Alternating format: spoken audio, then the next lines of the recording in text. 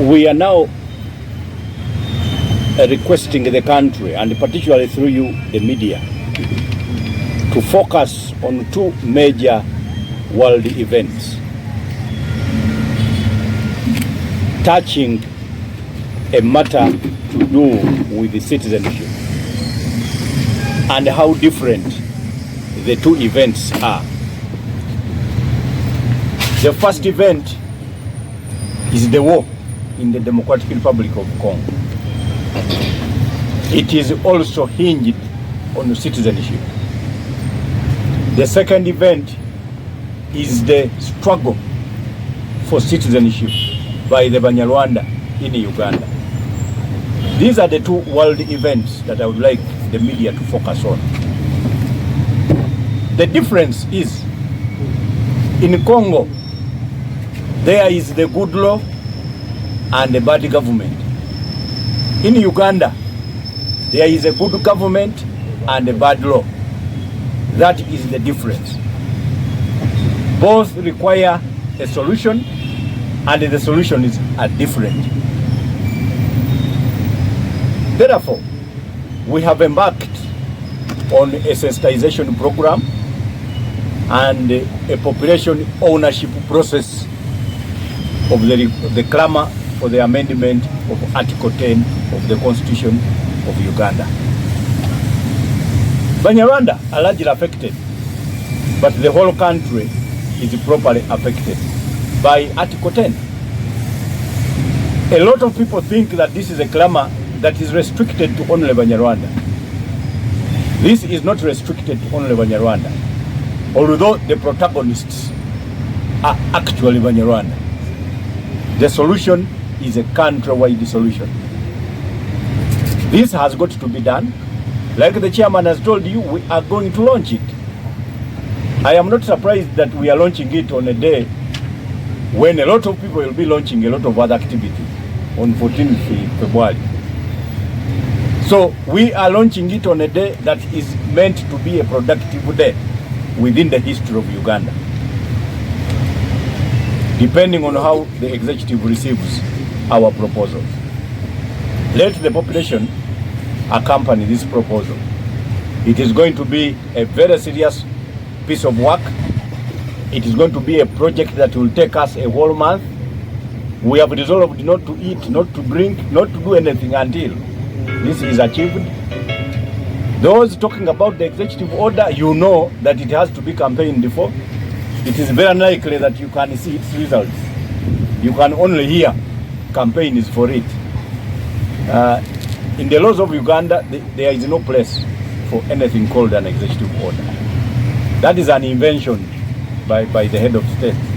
So for those that want to benefit from an invention, it is fine.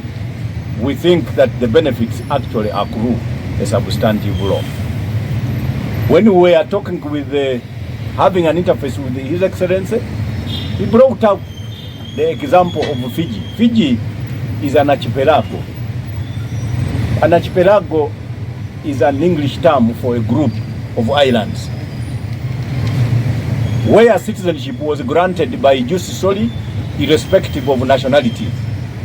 And to the extent that the president thinks that a preservation of nationality is versus the establishment of an amendment of Article 10. No. Both jus soli and nationalities can be preserved. The difference is you cannot rely on nationalities to determine citizenship when those nations are not accorded a federal status to do government work. Now, no new ethnic community has a government that is allowed in Uganda to emerge with a national document, not even a land title. So without a federal status, they have no role in the citizenship of Uganda determination. Therefore, it is a outright, it is a hochi-pochi of misdirection that anybody can rely on what is powerless to derive power over what should be interpreted under the law. So it is a logical impossibility, and for us, I think we are choosing to do what is right for Uganda. Since then, we have been explaining these issues to all and sundry. We have been summoned by institutions others are security, others are government related, others are state house related. And our duty is to explain, because this is a correct process. It is a correct measure, and we avoid to proceed unconcernedly until this article is amended. It does not matter when, how, and those thinking that we intend to have it as the easiest process, I think you are actually informing us that you have a very great sense of humor. We are prepared for even the hardest processes until this article is amended.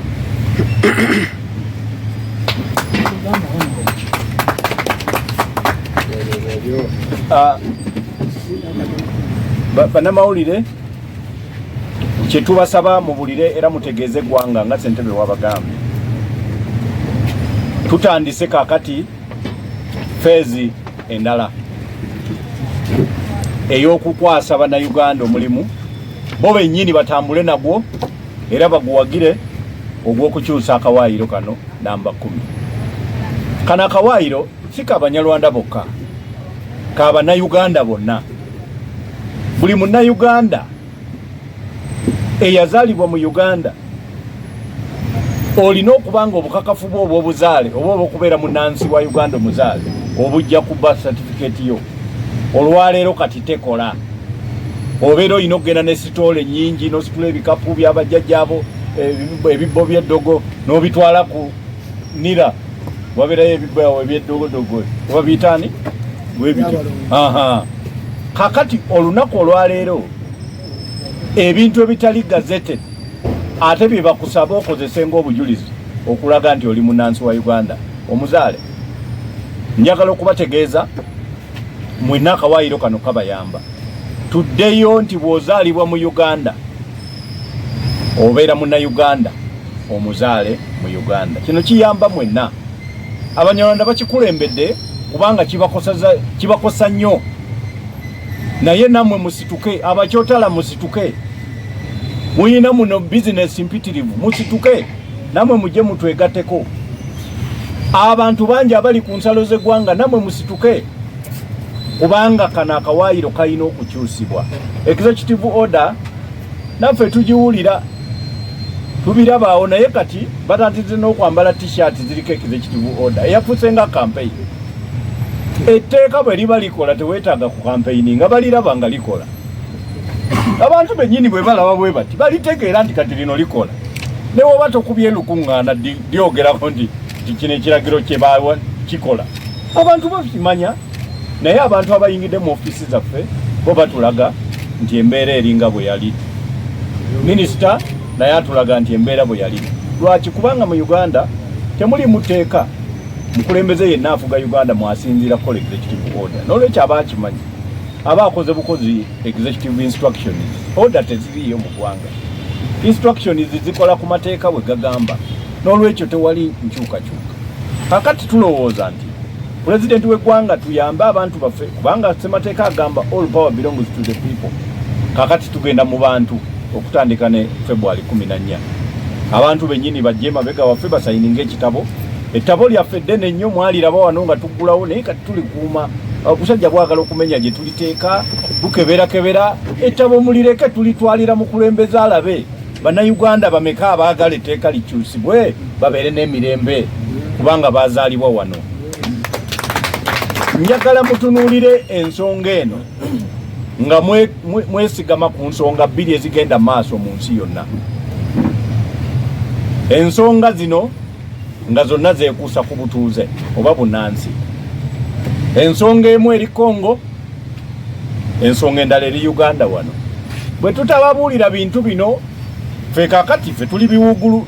Kiwugulu bagamba bwe kikaaba wajja kufaawo omuntu, si kyekitta omuntu. Kati ffe tukola nga kiwugulu, tetutta muntu. Naye tubagamba enjawulo ye Congo ne Uganda eri emu. Nti Congo eteeka ddungi, gavumenti mbi. Uganda gavumenti nnungi, eteeka bbi.